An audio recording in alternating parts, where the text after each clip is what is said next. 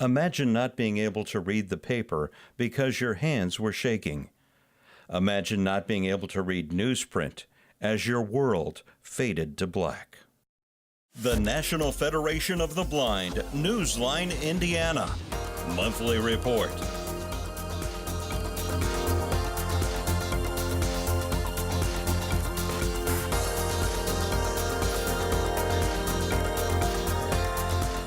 With your host, Lee Martin, and co-host, Florence Myers-McSwine.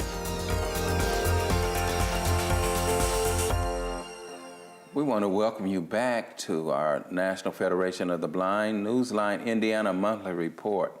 And this is our part 2 of our show from last week with Ms. Barbara Cow from Anderson, Indiana. And she has shared a lot of information with us, and I would say you go up on YouTube and catch us on WHMB 40, National Federation of the Blind, to catch that previous segment.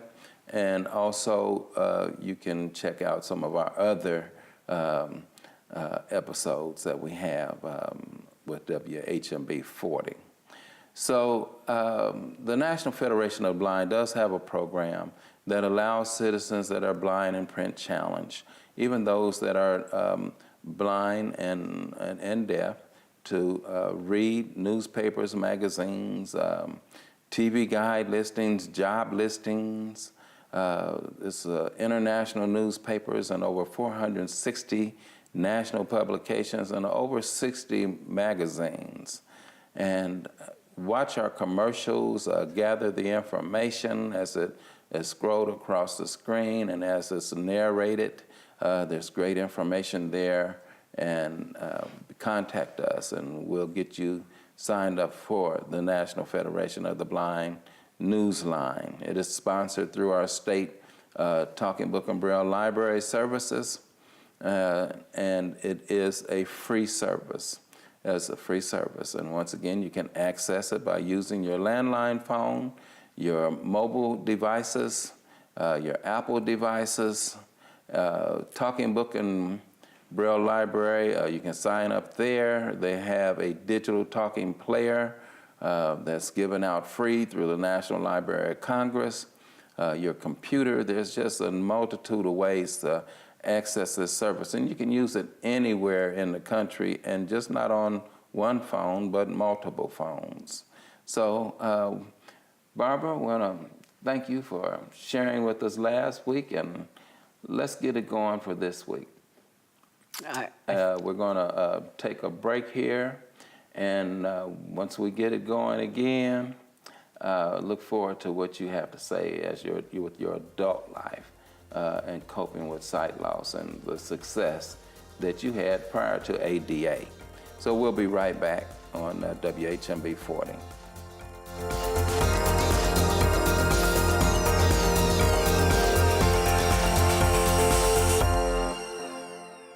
I'm Danny Wayne Beamer, Program Manager of the Elder Blind Program at the Will Center in Terre Haute, Indiana. I introduce the NFB Newsline to seniors in 13 southwestern counties in Indiana. I also utilize the NFB Newsline for my radio station public affairs shows.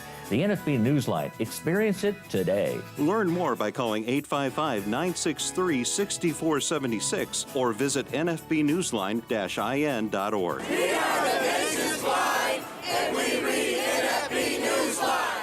If you or someone you know is visually impaired or print challenged, the National Federation of the Blind has a resource you need. I use NFB Newsline when reading Hammond Northwest Times. Using NFB Newsline, I read the Christian Science magazine. Dad, you read Jerusalem Post, too. Learn more by calling 855-963-6476 or visit nfbnewsline-in.org. Live the life you want.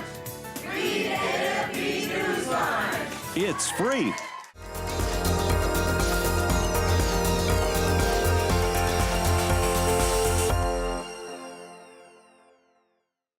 Okay, as we indicated, we have Barbara here, and we're talking about life with Barbara, sight loss, and let's go ahead and get started with that, Barbara. Well, I need to go back and explain. In 1962, my mom dragged me to Paoli, Indiana, to a Japanese eye doctor named Dr. Edward T. Wasugi. I walked in, and it was quite an experience because I was used to all these fancy eye doctors I'd been to.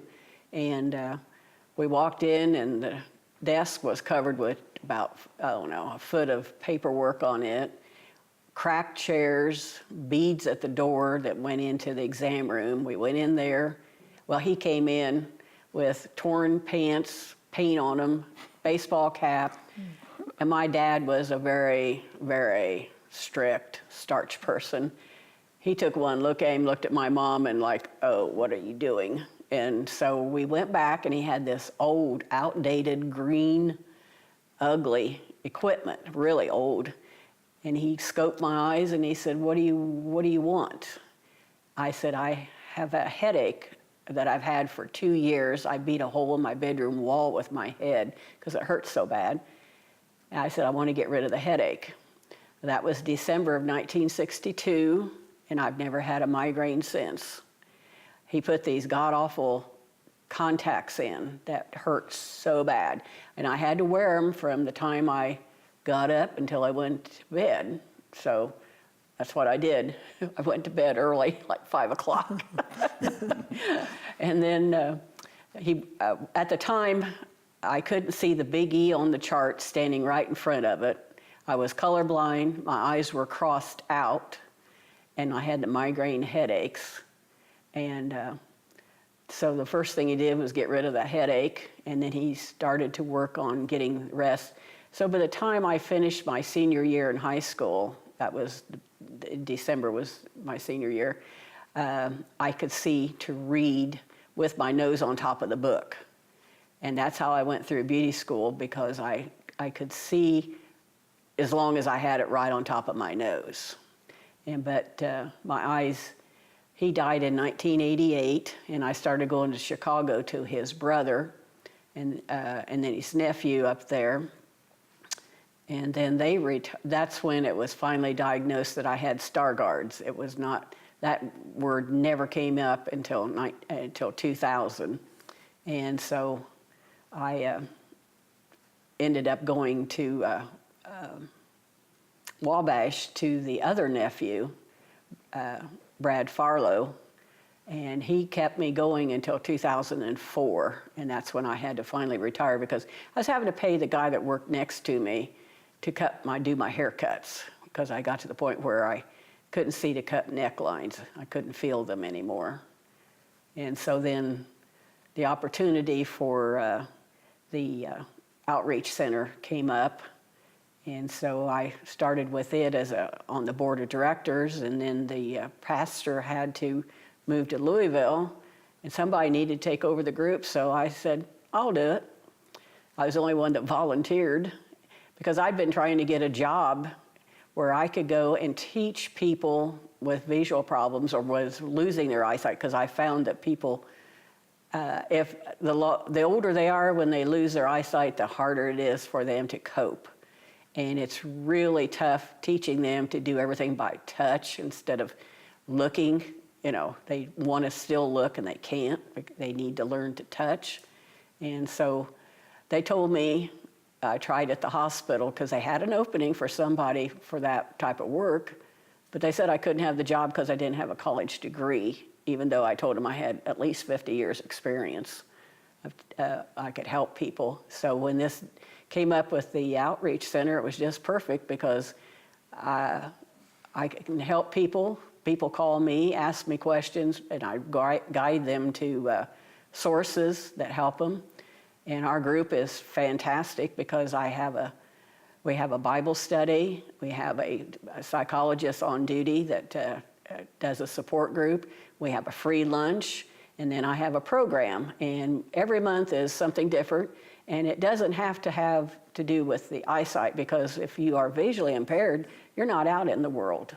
You don't get a chance to do things that the sighted people do, and so it brings in entertainment for them. And ours is a non-denominational group, and so it works out terrifically for us. And we've grown, we've lost people, but anybody that comes seems to enjoy themselves. And then once a year we have a fundraiser, and it's called Dinner in the Dark. We were the first ones in Indiana to do this. We were the first chapter of this outreach center here in Indiana. And we have a dinner where we blindfold the sighted people, and we don't tell them what they got to eat. They got to figure out what they're eating. We just kind of like tell them something's at 3 and 6, 9 and 12. And we just had our fundraiser back in May, and we had a lot of new people came this year. We have people that come every year. We've been doing this since 2006. So that's part of your fundraiser. Right. Okay, now I want to take a step back. Okay. And talk a little bit about the perception that of your eye condition when you wanted to be a cosmetologist. Right. That was prior to ADA coming into effect, and I mean, how did you feel about when being told that you couldn't become a cosmetologist, you couldn't pursue the career you wanted to? I wanted to be a dietitian, and it was devastating. Now, my brother, he was offered a full scholarship at Purdue, which he turned down, but I wanted to go to college, but I wasn't able to. And the cosmetology was a throwback because I had saw where somebody else had completed that and was doing that as a living, and I didn't think about anything else to do except that. And I was lucky that Donald, that owned the beauty salon, didn't have a problem with my vision, and neither did the other instructors. Okay, so you basically went into cosmetologist as just a plan B. Right. Okay, okay. And you did that for 40 years, you say? Yes. I worked in 3 different beauty shops. I had people that helped me. You know, they could read the directions to me. They could help me with my colors. Because I had cataract surgery in 2003, and when I came back to work, the first customer, I was cutting her hair, and I said to her, I said, "When did you turn gray?" I didn't know she turned gray. Well, I tell you what, it takes a lot of trust and a lot of courage to do what you were doing. Now, in 40 years, I know you've done a lot of work with a lot of people. Right. And it sounds like it was a successful career for you. I went to, back in 1973, I had the opportunity to go to, with 2 other friends that I worked with, to Paris, to the L'Oreal school, and that was a lot of fun. And well, we're going to talk about that when we come back from our break, and I know that's going to be interesting. Being blind, going to Paris as a cosmetologist. So we'll be right back here on WHMB 40 on the National Federation of the Blind Newsline, Indiana Monthly Report. Stay tuned for some more of Barbara's travels, we will say.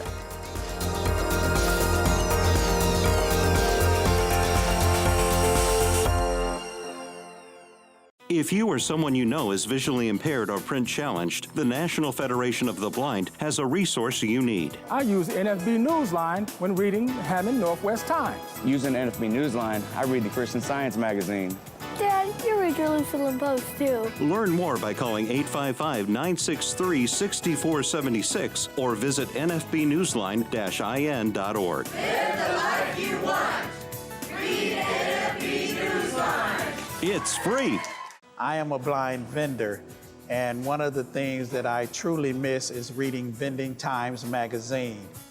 Hoosiers can hear Indiana magazines, circulars, national magazines, and information from across the globe. Learn more by calling 855-963-6476 or visit nfbnewsline-in.org. It is a fantastic service. Subscribe free to NFB Newsline today.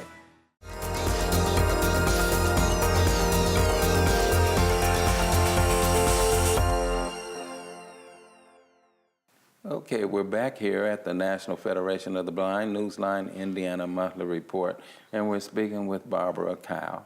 So Barbara, let's go into your travels. You say you were traveling to Paris. Right. And you were legally blind or totally blind? Or what was you at the Legally time? blind. You were legally blind at the time. Right. So how did that come about? How did you, get the opportunity to go to Paris? Well, we had two supply companies, beauty supply companies, offering trips. One was to Hawaii, one was to Paris.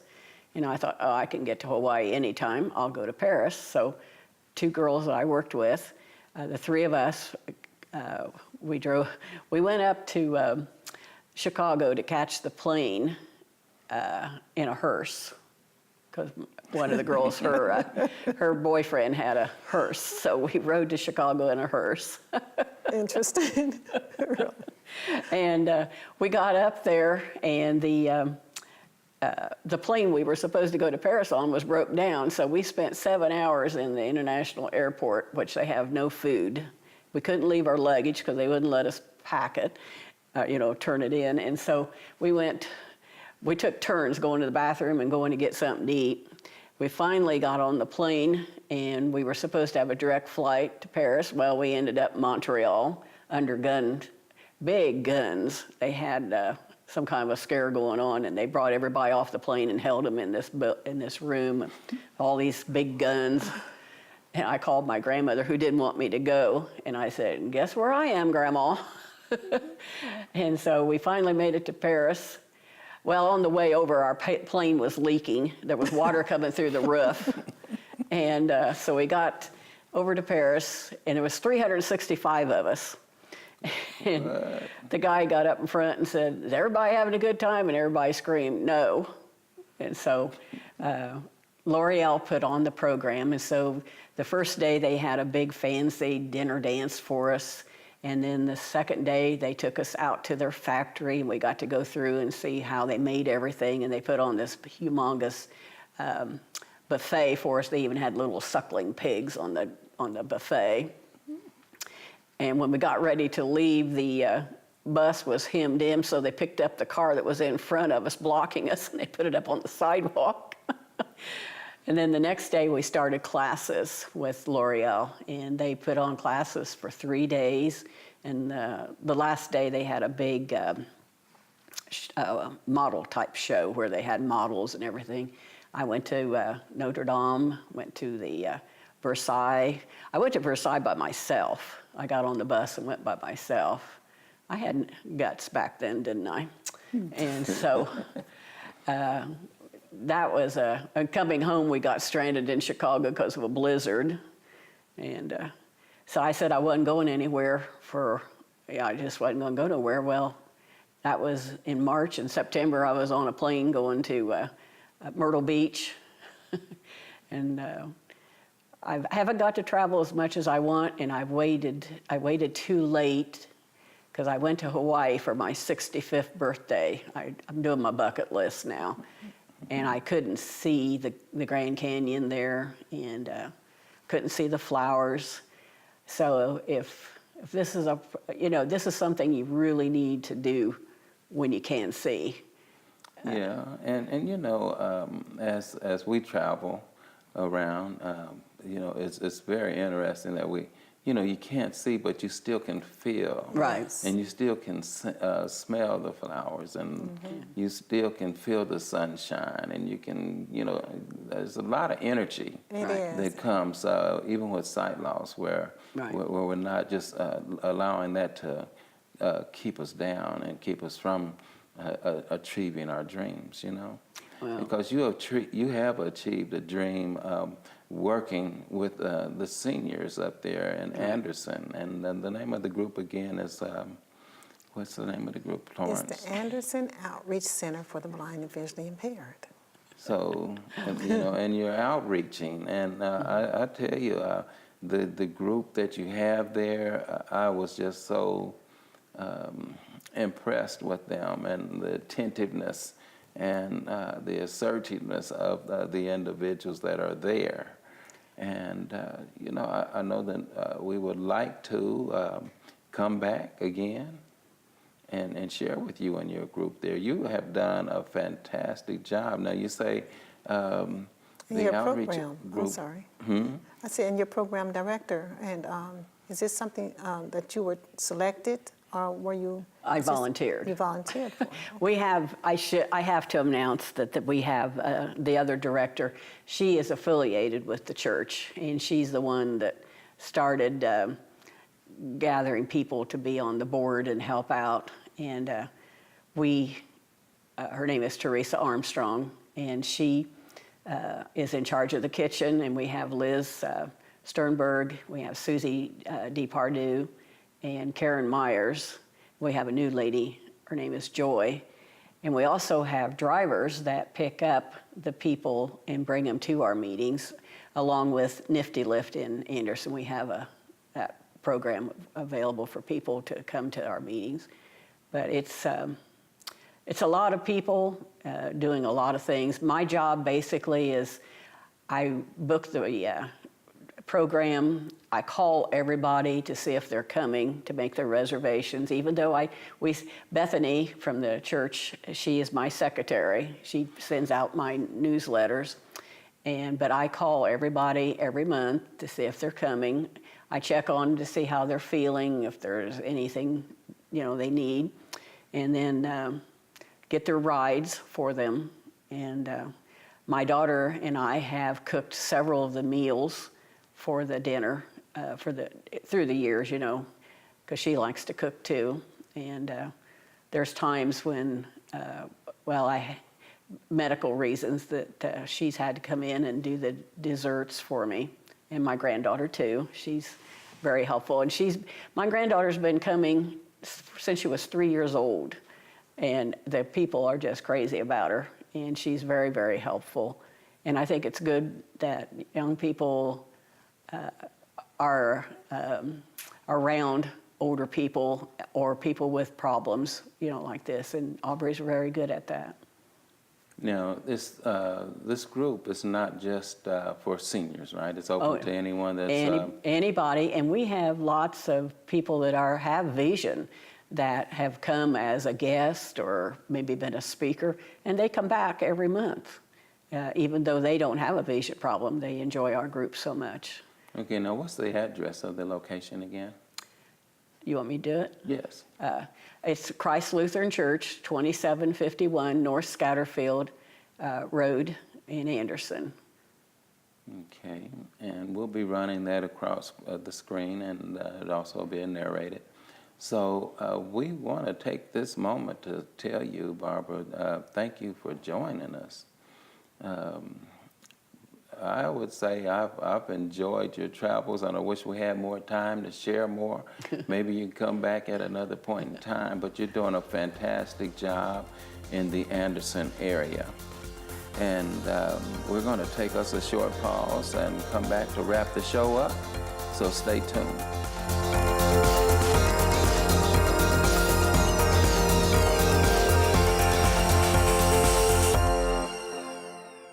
Thousands of Indiana residents feel isolated from the world due to vision problems. Thanks to the National Federation of the Blind, visually impaired Hoosiers can hear newspapers, circulars, and magazines from across the globe. I'm a Vietnam veteran. I'm blind. I read Stars and Stripes on NFB Newsline. Learn more by calling 855-963-6476 or visit nfbnewsline-in.org. Subscribe free to NFB Newsline. The National Federation of the Blind knows that blindness is not the characteristic that defines you or your future. Every day we raise the expectations of blind people because low expectations create obstacles between blind people and our dreams. You can live the life you want. Blindness is not what holds you back.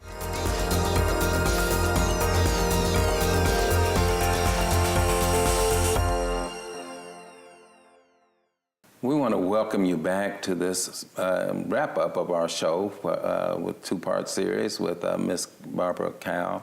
Barbara, you are just an amazing person, and I know you get tired of hearing about being amazing, don't you?